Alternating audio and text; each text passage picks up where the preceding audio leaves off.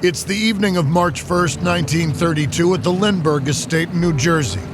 Around 10:30 p.m., Hopewell Police Chief Harry Wolf and Assistant Chief Charles Williamson pull up to the house. Despite the late hour, they can see lights on all through the building. Less than 10 minutes ago, a call came into the Hopewell PD. The message was brief. The Lindbergh's 20-month-old son, Charles Jr., was missing, presumed kidnapped. Come at once. Colonel Charles Lindbergh Sr. is probably the most famous man in the country thanks to his achievements as an aviator. That's part of the reason he and his wife built their home in such a remote part of the state. Winding dirt roads through dense woodlands are the only way to reach the family home, so there's a sense of privacy out here, of security. Assistant Chief Williamson turns the car into the driveway and the two men get out, staring up at the 3-story mansion. Then the front door opens and Lindbergh himself steps out onto the porch. He's tall and slim with tousled hair and sharp eyes. Also, he's holding a rifle. Williamson and Wolf step forward to introduce themselves, but the colonel doesn't waste time on pleasantries. He beckons them inside and shows them upstairs to the nursery. The interior of the home is brightly lit but oddly still. The whole place feels like it's holding its breath. Williamson glances at the family photos on the wall beside the staircase. He recognizes Charles Jr. The kid's picture has been in newspapers and magazines from coast to coast practically since birth. Just about anyone in the country would know who he was. At the door to the nursery, Lindbergh stops. He tells the officers that nothing in the room has been touched yet and orders them to keep their hands to themselves. Then he steps back to allow them inside. It's a beautiful room with tasteful wallpaper, a fireplace, and large windows. There's a wooden tricycle beside the hearth and toy birds on the mantel. The crib is empty, save for a blanket that's held down by safety pins, something Charles's nurse does to stop him from climbing out of bed. Across the room, a white envelope sits below one of the windows. Williamson asks about it, and Lindbergh says it's a ransom note. He hasn't opened it to check yet, but he's certain that's what it is. Aside from the envelope, there aren't any obvious clues for the cops to examine. So they follow Lindbergh back downstairs, across the entrance hall, and out into the night. He leads them around the side of the house, explaining that he and one of their staff have already searched the grounds. There's mud around the back of the house, and Lindbergh points out a pair of deep impressions that could have been left by a ladder. They're directly underneath one of the nursery windows. Nearby are a couple of unusual footprints. They look like they were made by people wearing only socks or who would wrap cloth around their shoes. Lindbergh stands by the markings, both hands still tight on his rifle. Williamson and Harry move slowly away from the building, eyes peeled for useful details that could help them find the kidnappers. About 75 feet from the house, Williamson stumbles across part of a wooden extension ladder lying in the grass. Not far from that is the top piece of the ladder, abandoned by the abductors as they made their escape. The ladder is one of the few mystifying clues as to who's kidnapped the most famous baby in the world. But with the pressure on and the clock ticking, these small-town cops have no idea what to do next.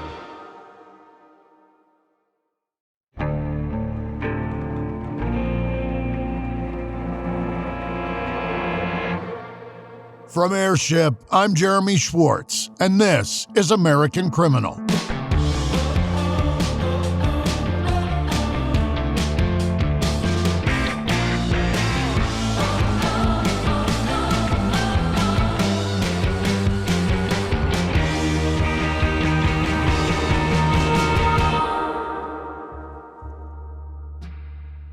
At the beginning of 1932, just a couple of months before the Lindbergh kidnapping, George Kelly attempted to pull off a ransom job of his own. The abduction of his target, Howard Wolverton, went off without a hitch. But Howard's family didn't pay the ransom by George's deadline. That left him with two options: make good on his threat to kill his hostage or walk away from the plan altogether. He chose not to become a murderer. But all around the country, other families were paying ransoms to kidnappers, hoping that it would bring their loved ones home. This was happening every day. We're talking thousands of abductions a year in a country already dealing with the realities of the Great Depression. It got so bad that the federal government eventually had to wade in and try to do something about it. Not that George Kelly was paying much attention to what the feds were up to. He was always marching to the beat of his own drum. Plus, he had an expensive lifestyle to maintain for himself and his wife. So even with a kidnapping crackdown in the works, he was still determined to try it again and get it right this time. This is episode 2 in our 4-part series on the life and crimes of George Machine Gun Kelly, the American kidnapping epidemic. It's February 1932. 28-year-old Catherine Kelly's reading the paper in her Fort Worth home when the phone rings. She stands and walks across the room to answer it. It's her friend, Jacob Clark. Jacob owns a pawn shop and gun store in town that's popular with lawmen and criminals alike, so they're always getting interesting things in stock. Today, Jacob tells Catherine that he's just taken delivery of a 1921 Thompson machine gun. Hearing this, Catherine perks up. Her husband, George, has been using Thompsons for years, and he could probably do with another, just in case he has to ditch his for some reason. Even better, Jacob says that she doesn't need to fill out any paperwork for the weapon. All he needs is $250 cash. In 2025, that would be over $5,000. But to Catherine, it's a steal. She tells Jacob not to sell the gun to anyone else. She'll be at the store within the hour. Catherine's excited as she hangs up and goes to fetch her purse. George will be so pleased with her when she presents him with a new machine gun. Okay, sidebar, here's where we should probably talk about George's nickname. So, according to legend, the Thompson that Catherine buys in early 1932 is the one that makes George into Machine Gun Kelly. That same version of the story has Catherine encouraging her husband to make it his signature weapon, which leads him to do things like using it to sign his name in bullets on the side of banks he robs. As he gallivants across the country, knocking over banks and terrorizing people with his favorite firearm, people start spreading the legend of Machine Gun Kelly. Only that doesn't hold up to much scrutiny, because there are several accounts of George carrying a Thompson on his earliest bank robberies, long before the date when Catherine supposedly buys him his very first Tommy gun. So it's at least a bit of a signature of George's. But Catherine seems determined to make it his defining feature. There are stories that say Catherine starts telling people how good her husband is with a machine gun. She rolls into speakeasies and hands people bullets she says her husband has fired. She'll tell them they're keepsakes, collectibles from the most feared machine gun marksman America has ever known. So is that when people start calling him Machine Gun Kelly? Well, no. And they won't start for quite some time. I'll let you know the exact moment, though, I promise. Anyway, in early March 1932, a few weeks after Catherine buys her husband his latest machine gun, a news story sends shockwaves through the entire country. The son of famed aviator Charles Lindbergh has been kidnapped, stolen from his crib in the middle of the night. As local police, federal agents, and even Lindbergh himself try to solve the crime and bring Charles Jr. home, people around America keep tabs on the story in every newspaper. For the most part, people are horrified. The Lindberghs are almost like American royalty at this stage, and the thought of their son, their little prince, being kidnapped for ransom is an affront to the entire nation. But there are also people watching the story unfold with a different kind of interest.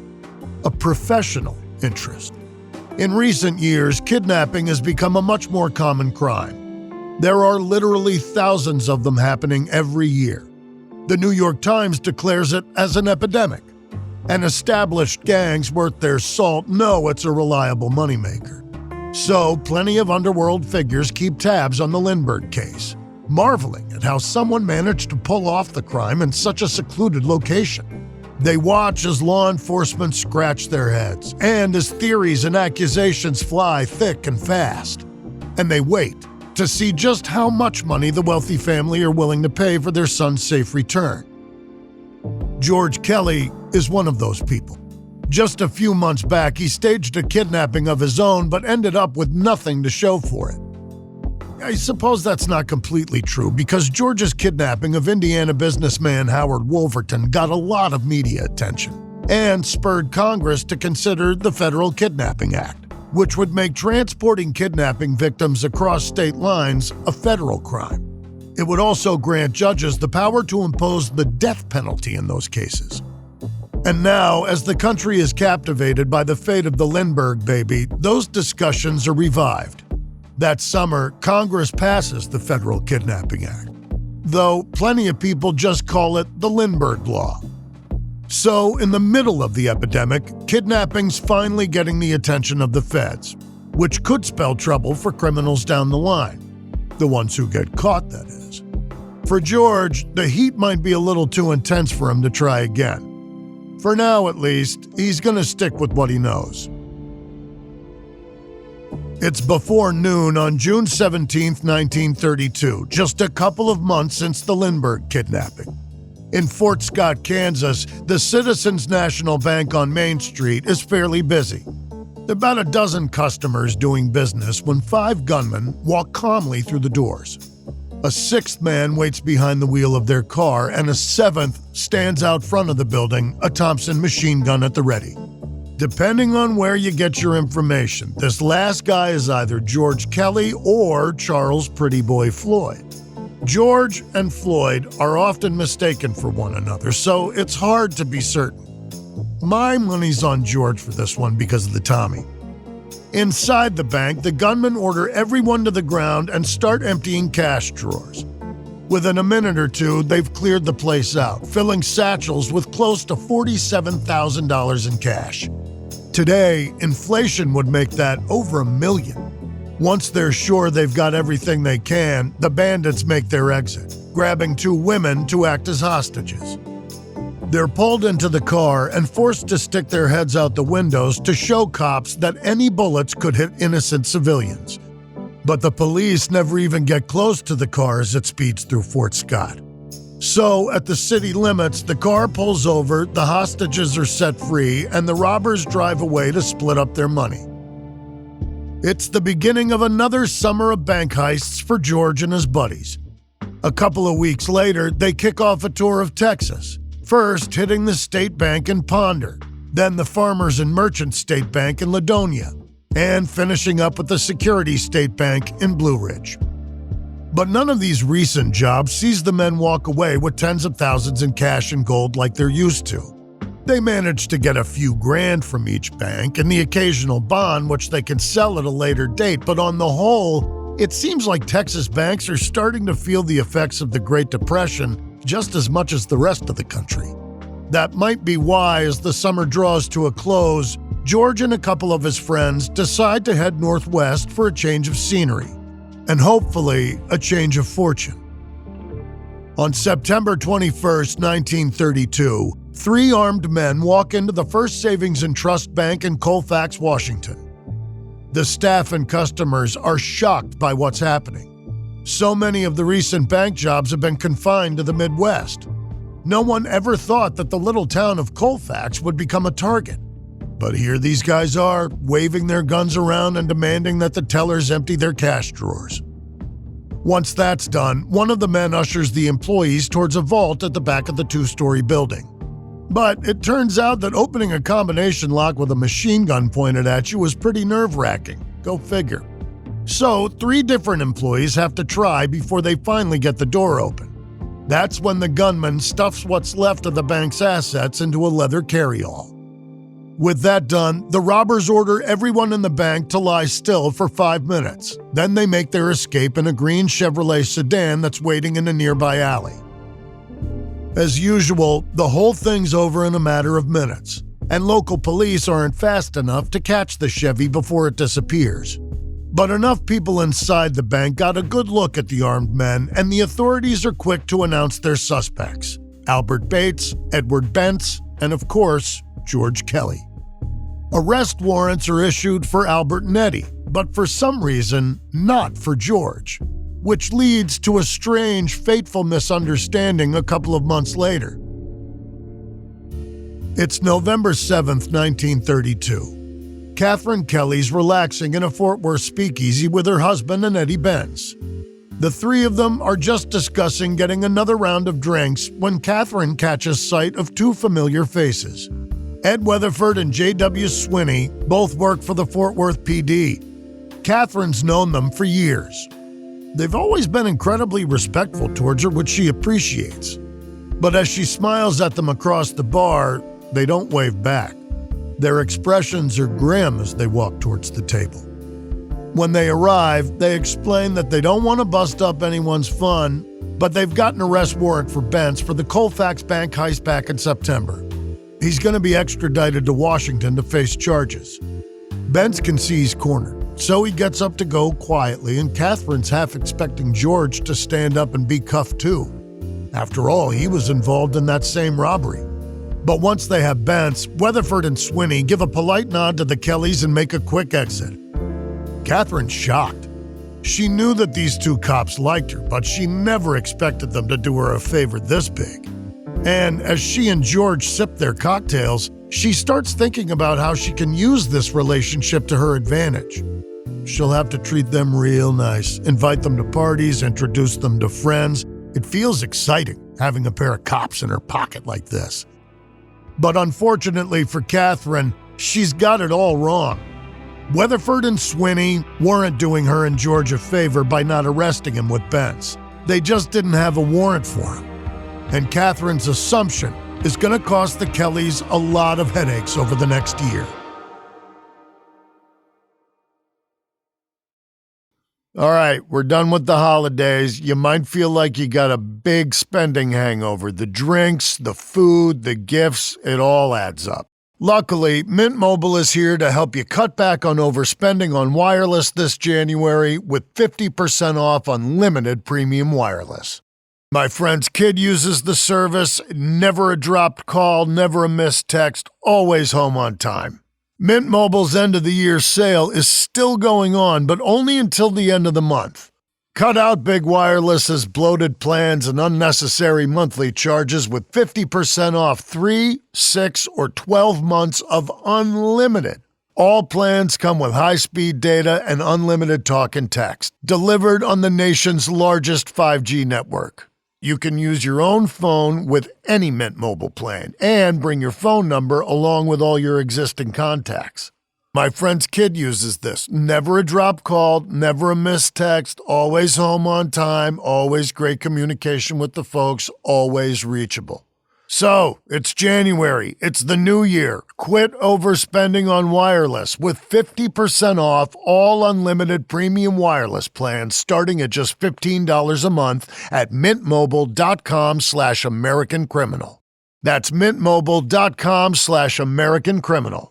Limited time offer. Upfront payment of $45 for 3 months, $90 for 6 months, or $180 for 12 months. Plan required $15 a month equivalent. Taxes and fees extra. Initial plan term only. Over 50 gig may slow when network is busy. Compatible device required. Availability, speed, and coverage varies. See mintmobile.com. Hey all, it's Jeremy Schwartz from American Criminal. I'm here to tell you 2026 is the year to launch your business. The year you transform yourself into an entrepreneur, a founder, a boss, and one powerful move puts your future firmly in your hands. Starting a business with Shopify. Now, maybe you got an idea that you can't shake. A craft everyone tells you to sell. A story you've already designed in your head. With Shopify, 2026 is when you finally make it happen. Shopify gives you every single thing you need to sell online and in person. Millions of entrepreneurs have already made this leap, from household names to first-time business owners just getting started. Shopify gives you all the tools you're going to need to build your dream store. You can choose from hundreds of beautiful templates that you can customize to match your brand. You set it up fast with Shopify's built-in AI tools that write product descriptions and headlines and help you edit product photos. But what of marketing, you say? Well, it's built in too. You can create email and social campaigns that reach customers wherever they scroll. So as you grow, Shopify grows with you. Handle more orders, expand to new markets, and do it all from the same dashboard. In 2026, stop waiting and start selling with Shopify. Sign up for your $1 a month trial and start selling today at shopify.com/American Criminal. Go to shopify.com/American Criminal. That's shopify.com/American Criminal. Hear your first this new year with Shopify by your side.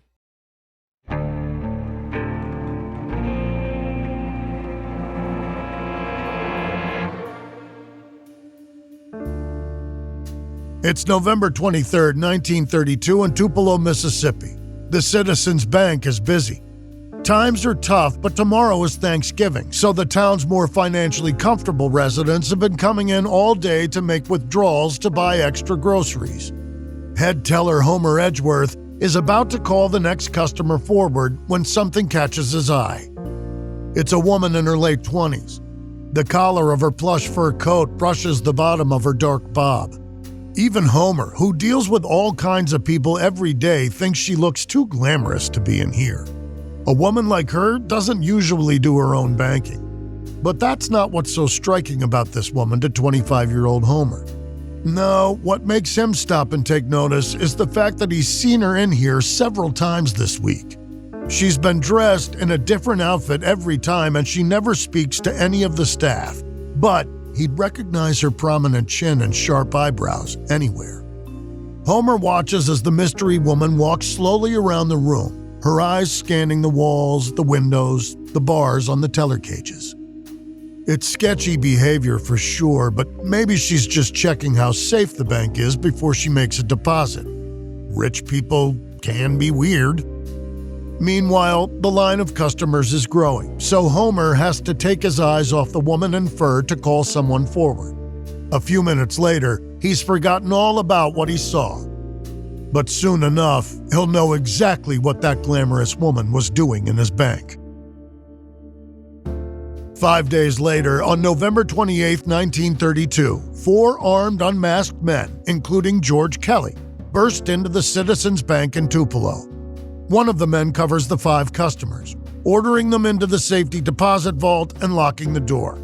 Then the employees are rounded up from the various offices and back rooms, brought out to the main lobby and forced to lie on the floor. A man at the front door keeps watch over them, a Thompson machine gun in his hands. The bandits single out Homer Edgeworth to accompany them into the vault, where they hold open a bag for him to shove money into. The gang escapes with around $17,000. With inflation, that'd be over $350,000 today. Not bad for a day's work. And while it's likely covered by the bank's insurance, it's not something the town can just ignore. So later that afternoon, police officers rustle up a posse of locals to hunt for the robbers. But despite their best efforts, it's no good. They're long gone. In the aftermath of the robbery, Tupelo locals will report that they saw a glamorous woman hanging around the bank in the days leading up to the crime. Looking back, they'll realize she must have been a gun moll who was casing the joint for her gangster boyfriend. And they're spot on, because it's thought that the Tupelo job was one of the few bank heists that Catherine Kelly helped her husband plan. It might have even been the only one she ever helped out on. But it certainly wasn't going to be the last time Catherine got in on the act with George Kelly. By the start of 1933, George and his various accomplices and mentors have made off with hundreds of thousands of dollars in cash, gold, and bonds from the banks they've hit. And this is just in the little over 2 years since George was released from Leavenworth prison. By now, the country is deep into the Great Depression, and money is drying up everywhere, even for the criminals. Banks are being forced to close their doors, which means targets are much less plentiful than they used to be. So George and Catherine Kelly are ready for a pivot. They've recognized that kidnapping is the new crime du jour. It's getting to be such a common occurrence that some companies are even selling kidnapping insurance. and the authorities are still trying to work out how to deal with it. Just look at the Lindbergh case. A year on, and investigators still have no idea who's behind the crime that stopped the nation? The Kellys think about the 50 grand ransom the Lindberghs paid and decide that it's time to give this kidnapping thing another try. Last year's attempt was just practice. They've learned from their mistakes, they're sure of it. For starters, they want to stick closer to home this time. In Indiana, George felt like he didn't have anywhere to lie low. But if they choose somewhere near Catherine's Fort Worth home, George can use their network of contacts to stay hidden while they wait for the money to come through. But it wasn't just the location that was off last year. Clearly, they chose the wrong target too. The Wolvertons weren't rich enough, so they have to set their sights higher this time. They need to target a family that has so much money they won't hesitate to pay the ransom when it's demanded.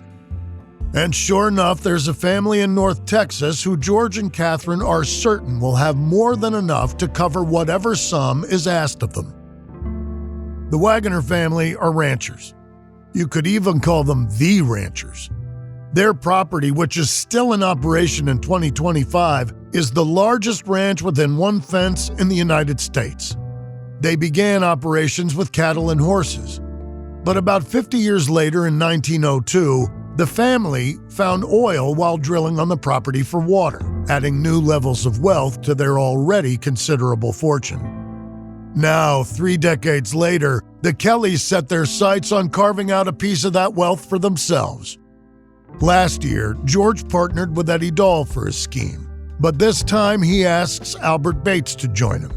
They've got a history of pulling successful bank heists together, so George knows that Albert's a reliable guy. With Albert on board, George and Catherine select their target.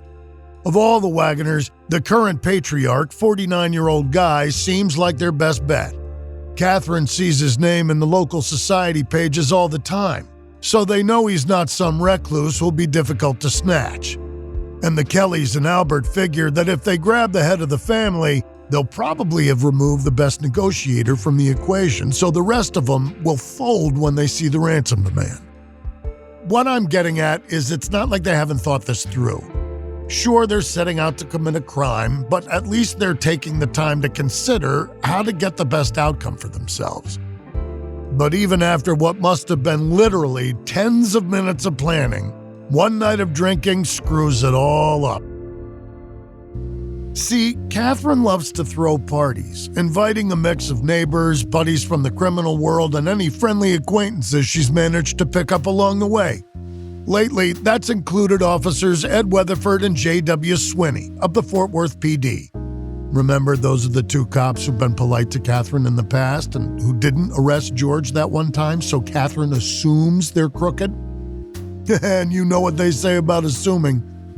At this party, Catherine cozies up to Weatherford and Swinney, telling them all about the plan to grab Guy Wagoner and hold him for ransom. The cops have been staying on Catherine's good side for ages, waiting for a moment like this. They tell her they're happy to help her however they can once the plan gets underway. But later that night, Weatherford and Swinney leave Catherine's party and place a call to the Dallas headquarters of the United States Bureau of Investigation, which we now know as the FBI. At this stage, the Bureau's only about 25 years old, and Director J. Edgar Hoover has been working hard to make it into the premier crime investigation force in the country.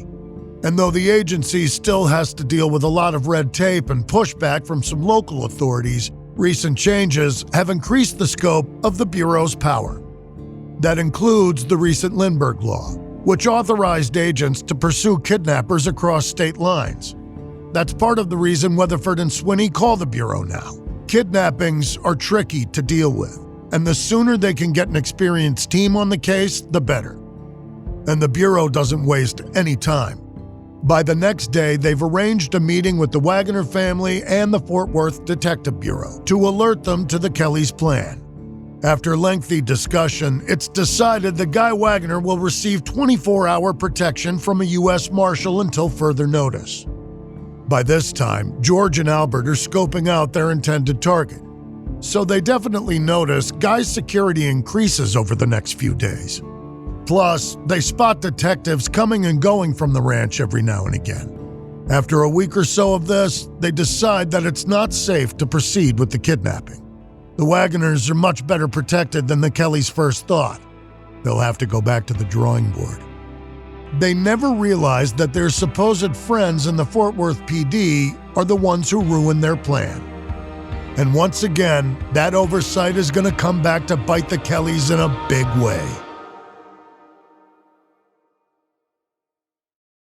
A new year, colder days, this is the moment your winter wardrobe really has to deliver.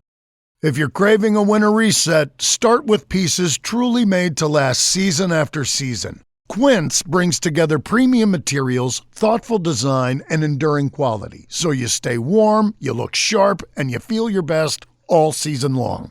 Quince has everything you need: men's Mongolian cashmere sweaters, wool coats, leather and suede outwear that actually hold up to daily wear and still look good. And they have literally got you covered in the outerwear department. Thick down jackets, wool coats, and Italian leather outerwear that keeps you warm when it's actually cold. Each piece is made from premium materials by trusted factories that meet rigorous standards for craftsmanship and ethical production. By cutting out the middlemen and traditional markups, Quince delivers the same quality as luxury brands at a fraction of the price. The result is classic styles you'll love that hold up year after year. My lady has a cashmere sweater from Quince, and it is ridiculously soft and didn't break the bank. I got linen pants, linen shirt. I wear them twice a week for over a year now, and they look brand new. Refresh your winter wardrobe with Quince. Go to quince.com/American Criminal for free shipping on your order and 365-day returns. Now available in Canada, too. That's QUINCE.com/American Criminal. Free shipping and 365-day returns. Quince.com/American Criminal. Do you ever meet someone and think, wow, they've really been through it, and then realize we all have? That's what We're All Insane is all about.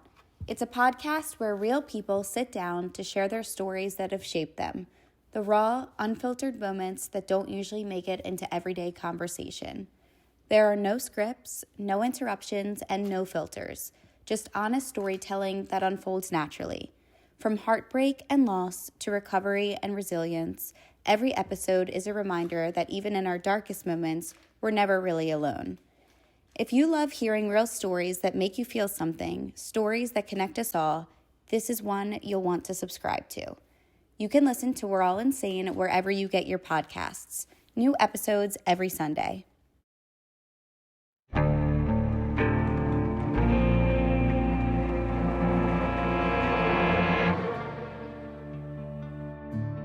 It's a warm morning in late May 1933.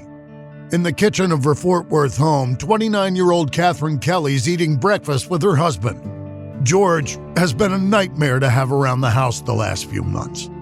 He hasn't pulled a bank job since last year, and in February, they had to call off their plan for what could have been a successful ransom plot before it even began. So the 37-year-old's frustrated. He wants to be bringing money in, ideally through a nice, easy kidnapping. One that works out this time. Catherine knows all of this about George, and she's confident she can help him out of this slump. When he takes the last sip of his coffee, she slides the morning paper across the table to him. It's open to the society pages, where there's a small piece written about a Mr. and Mrs. Urschel of Oklahoma City. What about them? Catherine asked George. From what she's heard, the Urschels are very wealthy. And OKC is only 200 miles away from Fort Worth. Close enough to be convenient, but far enough away that George will never be suspected of involvement. George peers at the newspaper, scratching his chin. Might work, he says. It just might work. By 1933 standards, the Urschels are perfect candidates for a kidnapping plot. 53-year-old Charles Urschel is one of the wealthiest people in Oklahoma City. He made his fortune thanks to a decades-long partnership with the late Thomas Slick. As a young man, Thomas spent years searching for a profitable oil field. In 1912, he struck it rich when he discovered the Cushing oil field. the largest of its kind in Oklahoma to that date. As a former farm kid with a knack for numbers, Charles Urschel worked his way into the oil industry and started working for Thomas about 4 years after he struck oil in Cushing. Around the same time, Charles married Thomas's sister Flo. So they were all one big happy family. Thomas was bringing in millions from his oil field, and Charles was handsomely rewarded for helping run the business. But in 1930, Thomas died of a stroke at just 46. He left a lot of money to his wife Bernice and their children, but he also left a considerable sum to his friend and brother-in-law Charles. Then, less than a year later, Charles's wife, Thomas's younger sister, also died. So what did Charles do? He married his friend's widow. Separately, they were each incredibly wealthy. Together, forget about it. So when I say that the Urschels are ideal kidnapping targets, that's what I mean. They've got oodles of money, even at the height of the Great Depression. And to their credit, they're aware that they're juicy targets for ambitious criminals. At this stage, most of America's richest people spend half their time looking over their shoulder. Some celebrities have even taken to riding around in armored limos with gun-toting guards riding shotgun just in case. And rich businessmen like Charles Urschel usually have at least one bodyguard on their payroll. In fact, the Urschels do have a personal bodyguard at their mansion in Oklahoma City. But in July 1933, they'll let him go for sleeping on the job, which is a decision they'll come to regret soon enough.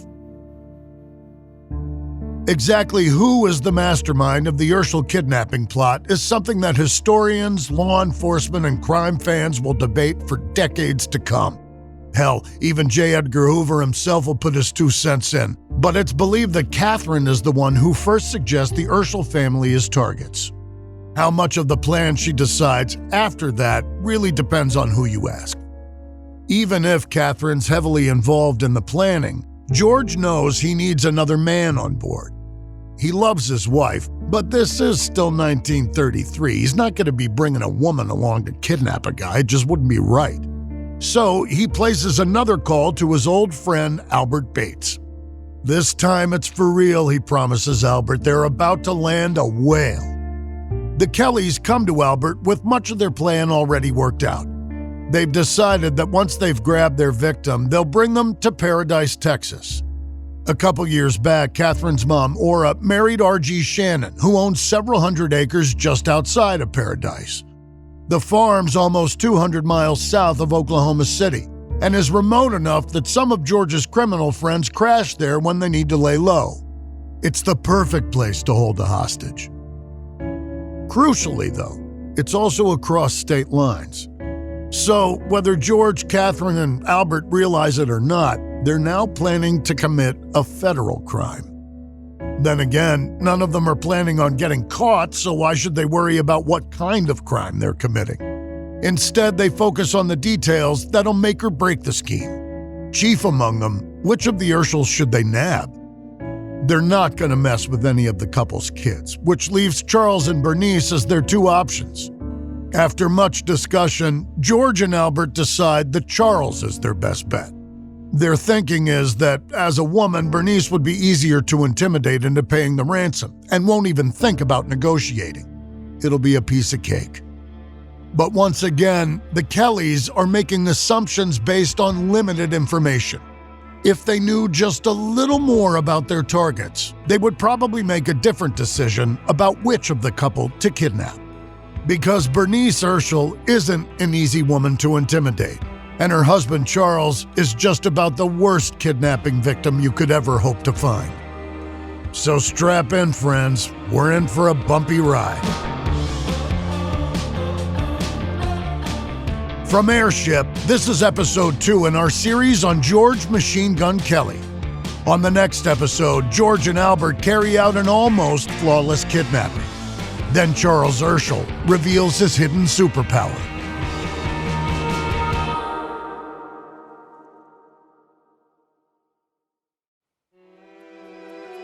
We used many different sources while preparing this episode.